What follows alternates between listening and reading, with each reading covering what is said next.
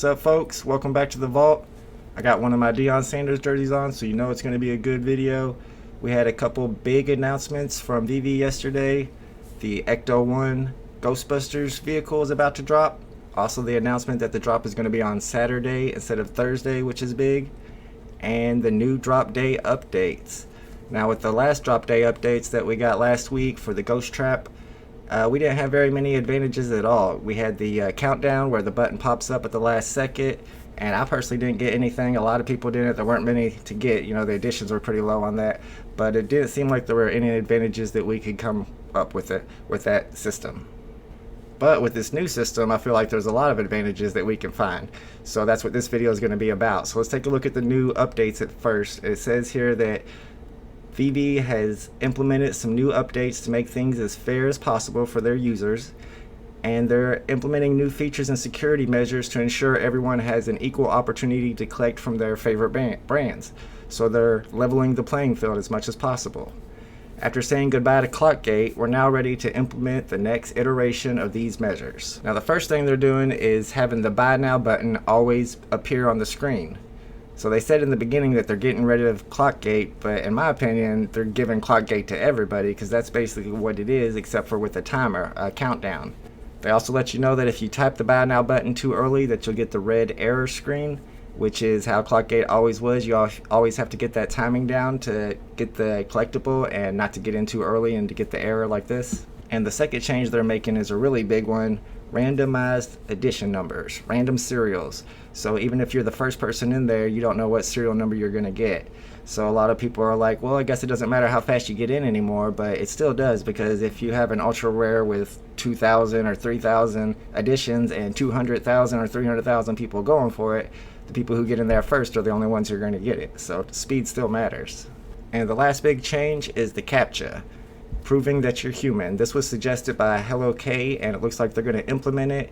It's going to take place after you reserve your collectible. So it says here, after successfully reserving a collectible, users will have 90 seconds to complete the puzzle and confirm their purchase.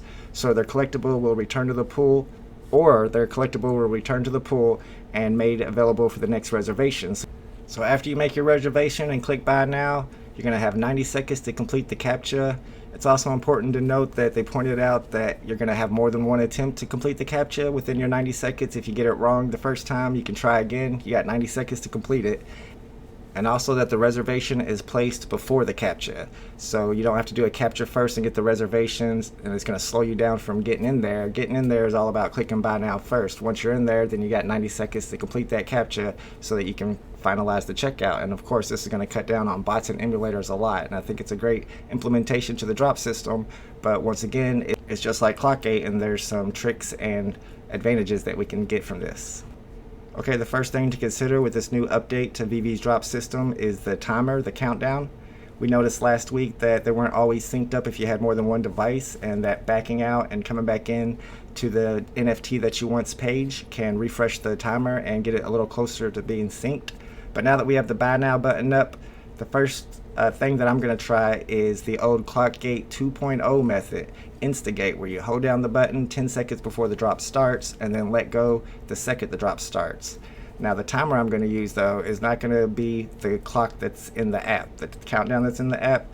I'm not even going to pay attention to that, honestly, at least for the first attempt. I'm going to go with time.is and go with the official countdown and let go at about right when the drop starts, because you don't have to be in there super fast, you just have to be in there fast. So I'm going to wait till it hits 00, let go of the Buy Now button, and that should get me the ultra rare or the Ecto-1, whatever we're going for this week. Another trick I'll be attempting with this new system when we have more than one drop on drop day is Xing out before we hit the green truck. I expect right after you hit the Captcha, you're going to go into the next area where you're waiting for the green truck, and you'll probably see the gems leave your account like we did before and X out of there and get to the next NFT.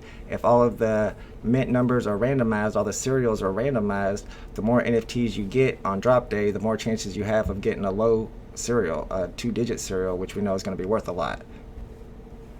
Alright, so we have a 90-second timer for the Captcha.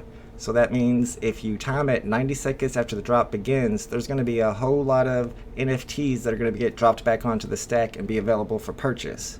Now we saw in the Superman drop that even if you have your max limit of an ultra rare, once they're sold out and old ones that didn't get reserved are being put back on the stack, that sometimes you can purchase more than one ultra rare. But whether that's the case or not, you still should time it to about 90 seconds after you've gotten your first NFT, 90 seconds after the drop starts. Get back in there and you're probably going to see a lot of NFTs that failed reservation, whether it's for Captcha or the credit card didn't go through. At 90 seconds there should be several more available to buy. Okay, I think the biggest tip today is going to come with the randomization of the serial numbers. What's going to happen from that is that this week a whole lot of people are going to get low serials that never got low serials before. And a big percentage of those people are not going to value them very high. So you're going to see a whole lot more people put low serials on the marketplace for sale right after the drop than you've seen before. So it's going to be important to get some gems in your account, to get onto the marketplace page and to keep your eye on the new stuff that's getting listed, whether it be in the new listings, or you can also go to a particular NFTs page. You can refresh a little faster there. I like to go to the ultra rare or the rare of that drop and refresh that page right after the drop when the marketplace opens and look for good deals there. You're going to find a lot more good deals this week than usual, and then you're still going to find a lot on the next drop. It's going to lower and lower as people start to catch on and get low serials for the first time. Alright guys, with the new drop system, internet speed still matters. Make sure you're going over the granola day tips and tricks to make your internet speed and your phone speed as fast as possible. You don't want to have other stuff running your internet in your house at the same time as the drop. It'll slow you down. You don't want other apps running on your phone.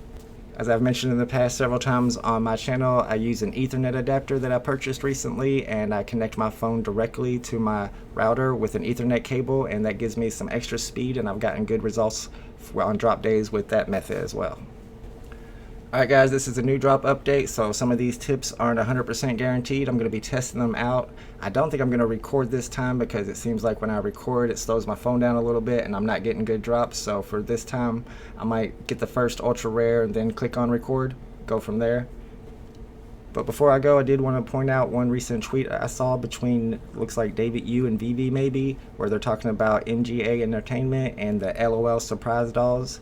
You can see here that they pointed out that these LOL surprise dolls can be animated and interactive, which is pretty exciting, and they also pointed out that this will be the first product produced on the VeVe platform for younger audiences.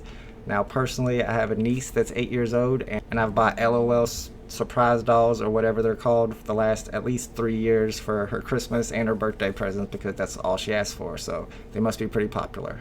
Alright guys, thanks for watching. I hope these tips help you get some good drops on drop day. Please click like and subscribe. Comment down below if you have any other tips that you know of. And good luck on Saturday's drop, getting the Ecto 1 and whatever else they might release. See y'all next time. Bye bye.